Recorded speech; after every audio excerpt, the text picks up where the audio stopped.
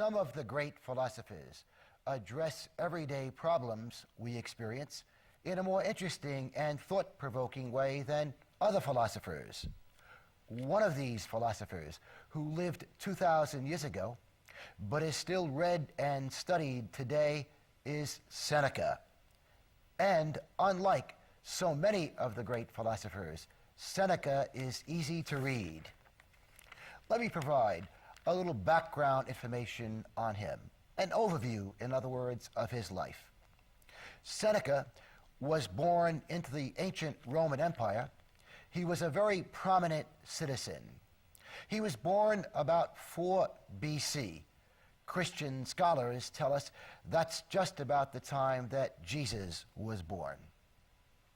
Seneca experienced both prosperity, great prosperity, and also great adversity in his life. Unlike most of the great philosophers, Seneca was a rich man. But he experienced a real reversal of fortune when the Roman Emperor Claudius exiled him to the island of Corsica for 8 years as a punishment for having an alleged affair with the emperor's sister. While Seneca was in exile for 8 years, his mother, his wife, and his son died. At age 54, Seneca returned to Rome and became the tutor to the boy who was to become the emperor, Nero.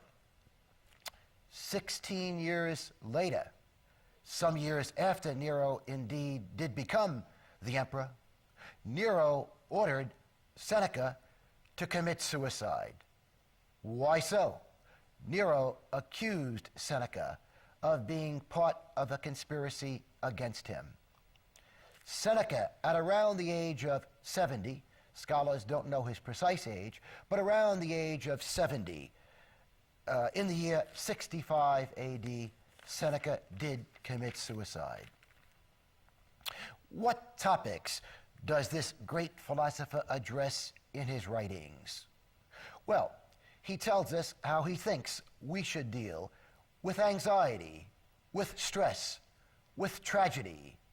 He gives us advice as to how he thinks we should live the good life. What did he write?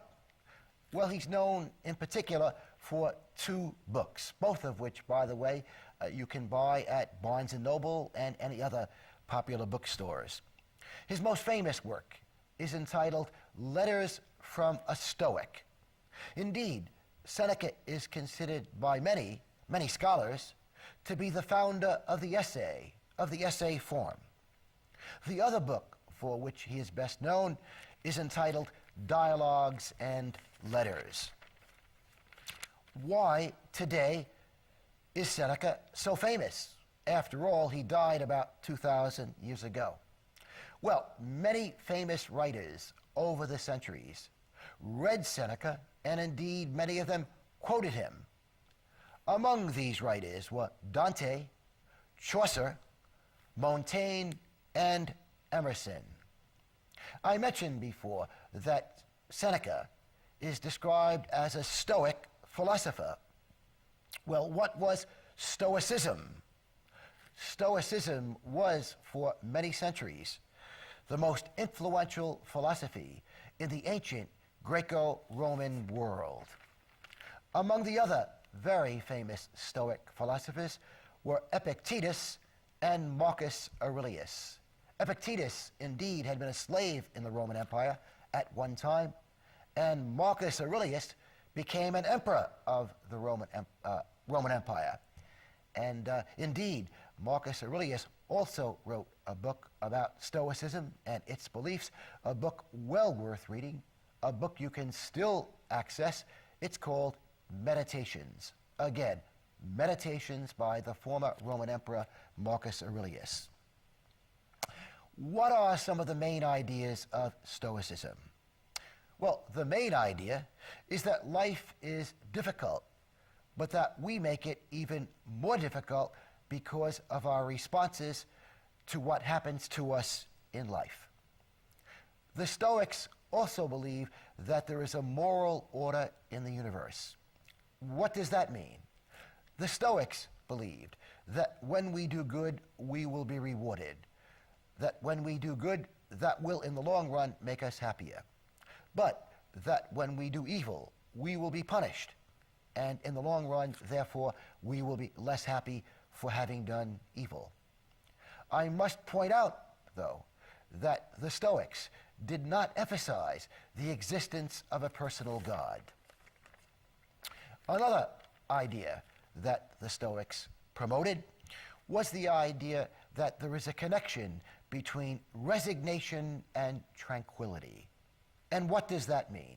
Well, the Stoics believed that if one is going to experience tranquility in this life, one must resign oneself completely and uncompromisingly to whatever fate sends us. The idea is that if one starts with the premise that life is difficult, it will all be much easier. But the Stoics believed, if one begins with the premise that life is easy, it will all be much more difficult. The Stoics believed that we should not try to force life to work in a way in which it won't. Another idea promoted by the Stoics was that we should be suspicious of the majority and the way the majority of people think. The Stoics believed we should not look to the majority for guidance as to how to live a fulfilling life. The Stoics believed we should question convention, that we should develop our reasoning powers. Seneca himself is a very good example of a person who questioned the conventions of the time in which he lived. When Seneca was alive in the ancient Roman Empire, slavery was legal. Indeed, slavery was flourishing in a certain sense. There were many slaves in the Roman Empire. Seneca questioned the morality of slavery. Seneca also questioned one of the prominent entertainment forms of his time. At this time, the Colosseum, which was kind of the Yankee Stadium of his time, often featured, as entertainment, fights between animals and human beings, and animals and other animals. Indeed, thousands of people often crammed into the Colosseum to see animals kill and devour human beings. And Seneca, since he habitually questioned the majority, questioned whether this was a proper form of entertainment, and indeed, whether what was going on in the Colosseum was moral. Seneca believed the good life involves cultivating wisdom, courage, self-control, and self-reliance.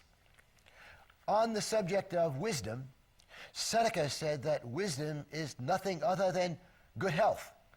Indeed, in one of his letters to a young friend, he commented that it was the tradition of his time to begin a letter by saying to the person you were writing to, "I trust this letter finds you in good health." But Seneca said a more appropriate greeting would be the following: "I hope this letter finds you in the pursuit of wisdom." Seneca goes on to say that for this is precisely what good health consists of. Seneca continued on. He said that without wisdom, the mind is sick. Without wisdom, the mind is sick. And what is wisdom? Well, wisdom, as I pointed out in previous programs, is good sense, good judgment, a knowledge of reality, meaning a knowledge of the way things really are. According to Seneca, what's the best aid in trying to acquire wisdom? Seneca believed the most important thing we can do if we wish to acquire wisdom is to study philosophy. He believed that was the most important subject. He compared philosophy to music. Seneca said that studying philosophy can help get our studying philosophy can help get our thoughts in tune. Studying philosophy can help bring harmony into our minds. Philosophy, of course, is the pursuit of wisdom. Again, philosophy is the pursuit of wisdom. And Seneca believed that cultivating wisdom means engaging in the process of self-improvement. Self-improvement, Seneca believed, involves sculpturing the self. That just as a sculptor chisels and tries to refine his statue by chiseling, so too should we engage in chiseling, in building, fine-tuning, eliminating certain aspects of ourself. Seneca put it this way, and I'm quoting him: "Naturally, there are a lot of things about me requiring to be built up or fined down or eliminated." Seneca also believed that self-improvement involves self-respect and self-reliance. Again, in a letter to a young friend, he wrote this about his quest for wisdom, and I'm quoting him: "What progress have I made? I am beginning to be my own friend." That is progress indeed. Such a person will not be alone, and such a person will be a friend to all. What's he talking about here? The idea that being a friend to oneself will mean that one will not be alone and will be a friend to oneself? Well, Seneca believed that if one acquires wisdom, one will be more self-reliant in the sense that one will be able to enjoy one's company more. Also, Seneca believed that if one is a friend to oneself, one will be a friend to others for this reason. Seneca believed that if one wasn't a friend to oneself, if one was lacking in self-respect, that might cause one to have a lack of respect for others. The idea being that if one has, again, a lack of self-respect, one may take out one's revenge for this on other people. Seneca believed that wisdom, as I indicated before, means not trusting majority opinion. Seneca believed that the wise person does not seek the approval of the majority. And again, in a letter to another person, Seneca wrote the following: "Scorn the pleasure that comes with the majority's approval." He went on to say this: "A mind must be rescued from the crowd. It is so easy for it to go over to the majority." He continues, "We can be easily influenced, we can be easily influenced by the vices of the majority." Seneca raises the question, how much should we conform? Well, Seneca advises that at times we might have to outwardly conform while not inwardly conform. Here are his own words: "Inwardly, everything should be different, but our outward face should conform with the crowd." This reminds me of something Benjamin Franklin said. Franklin put it this way: "Let all men know thee, but let no one know thee thoroughly." I mentioned before that slavery was an institution, societal institution, that existed when Seneca was alive, and he had many comments about this. Seneca claimed, that the so-called free people of Rome were, in a certain sense, also slaves. Here are his own words: "Show me a man who isn't a slave. One is a slave to money, another to sex, another to ambition. He went on to say, all are slaves to fear and hope. He pointed out that more than a few people who had high social status in Rome were slaves. Specifically, he talked about a millionaire he knew who was a slave to one of the little girls in his domestic service. He went on to say, there's no state of slavery more disgraceful than one which is self-imposed. He also said that chattel slaves and the so-called free people are fellow slaves in another sense. And again, here are his own words. Seneca said, strictly speaking, they are our fellow slaves if you reflect on the idea that fortune has as much power over them as it does over us. Seneca spoke and wrote a lot about how to achieve greater peace of mind. And here is the advice he gave. He said, never be unfair to others. His own words, never to wrong others takes one a long way towards peace of mind.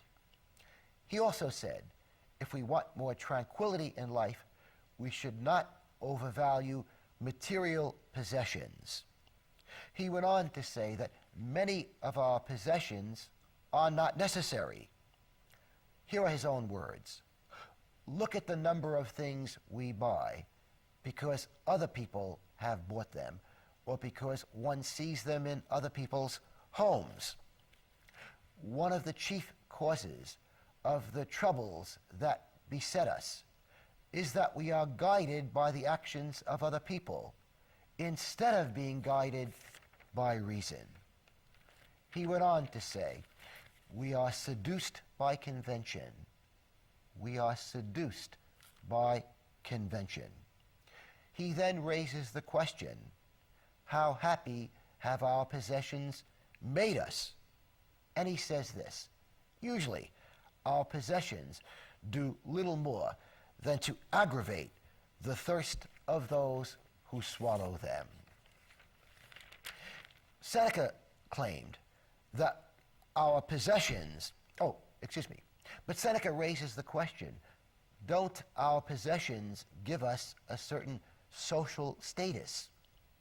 And he responds to this, and again I'm quoting Seneca, a man who examines the bridle and the saddle of an animal he seeks to buy without examining the horse itself is a fool. Similarly, only an absolute fool values another person because of his clothing or social status, which one often wears like clothing. Using Seneca's use of the word fool, are there a lot of fools in our own social environment? Seneca said, we should judge the value of our possessions by their usefulness and not by how much they impress other people. Seneca went on to distinguish between material wealth and psychological wealth. And he explains what he means by psychological wealth. He said it consists of self-respect, self-discipline, self-control, a concerted effort to be less angry, greedy, and anxious. It involves not needing luxury, and also involves cultivating self-reliance. That's psychological wealth in contrast to material wealth. Seneca raises the question, what does a wise person admire? And he says this, A wise person admires virtue and other positive character traits. Allow me to quote him. Anyone entering our homes should admire us rather than our furnishings. Seneca had a lot to say about desires. He believed that our desires can cause us much unhappiness in life. Our desires, for example, for sex, food, drink, leisure time. Seneca said this: most people go on tossing about and never find rest from their desires. He then talked about the ideal limit concerning desires. And again, here are his own words. The ideal limit with things you desire is not the amount you would like, but the amount you ought to take. So, for example, when it comes to eating and drinking, the proper limit, the ideal limit on drinking and eating is not the amount of drink or food we would like to consume, but the amount we ought to take, the amount that is good for us. Seneca goes on to say that virtue, meaning decency, does not come naturally to us. Virtue is something we have to cultivate, and we cultivate it through habit, by unremitting practice. Seneca said, we are born for virtue, but not with it. Seneca also believed that the pursuit of happiness means becoming less self-absorbed, less self-centered, and more concerned with others. Again, his own words. No one can lead a happy life if he thinks only of himself and turns everything to his own purposes. You should live for other people if you wish to live for yourself. What Seneca is talking about here is love of humankind. He sounds in some ways a lot like Jesus. Indeed, some Senecan scholars claim that so much of what Seneca wrote corresponds in one way or another to so much of Jesus' psychology. Seneca also reminds me of the Jewish sage Hillel, who said this: if I am not for me, who will be? But if I am for me only, what am I? I mentioned before that Seneca believed that philosophy is the most important subject. Remember, he said that philosophy, in a certain sense, is a lot like music.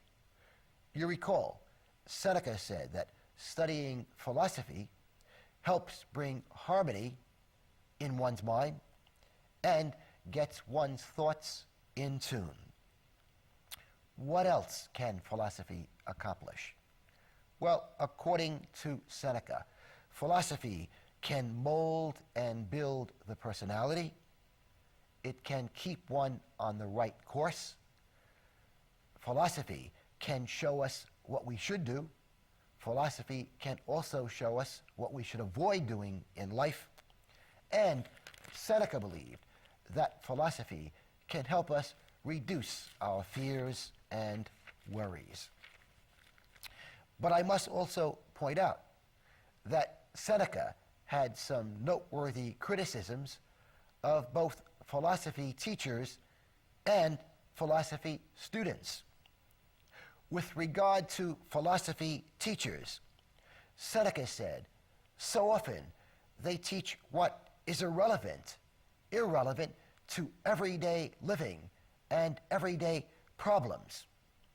Seneca sounds a lot like Epicurus. Epicurus put it this way. He said that any philosophy teacher or any philosophy course that does not contribute to reducing the student's suffering in life is a waste of time. Again, any philosophy teacher or philosophy course that is worthwhile, that is profitable, should in some way help people to reduce their suffering. With regard to philosophy students, Seneca claimed that one of the mistakes many philosophy students make is they think that philosophy consists primarily in learning some interesting, thought-provoking ideas.